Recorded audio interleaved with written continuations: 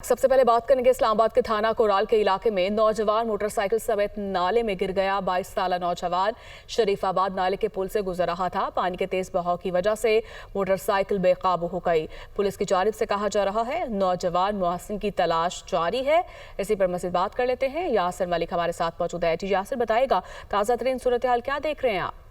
देखिए, गुज़िश्ता रात होने वाली जो मूसलाधार बारिश है उसके बाद वफाकी दारुल हुकूमत के जो नदी नाले हैं उनमें तग़यानी की सूरत हाल जो है वो पैदा हो गई है और थाना कुराल के इलाके में नौजवान जो है मोटरसाइकिल समेत नाले में गिर गया है। और 22 साला नौजवान मोहसिन शरीफाबाद नाले के पुल से जो है वो गुजर रहा था। जब तेज़ पानी जो है वो नाले के ऊपर से गुजर रहा था तो उसके बायस पानी के तेज बहाव की वजह से मोटरसाइकिल बेकाबू हो गया। उससे मोहसिन मोटरसाइकिल समेत जो है वो नाले में गिर गया है। ताहाल उसकी तलाश जो है वो जारी है। पुलिस का ये कहना है कि अभी तक जो है नौजवान का पता नहीं चलाया जा सका और मोटरसाइकिल जो है वो भी उसकी पानी में बह गई है। दूसरी जानिब जिला इंतजामिया की जो नाहली है वो भी सामने आ रही है कि बड़ी तादाद में जो नाले हैं इस्लामाबाद के नदी नाले उनमें तग़यानी की सूरत हाल है, लेकिन किसी किस्म का अलर्ट जो है वो जारी नहीं किया गया कि इन बारिशों से जो है वो नदी नालों में तग़यानी के बायस कोई मुतबादिल रास्ते जो है वो नहीं बताए गए और ना ही शहरियों को भी बताए जा रहे हैं। शाहजरा की अगर बात की जाए, इसी तरह बनीगाला की बात की जाए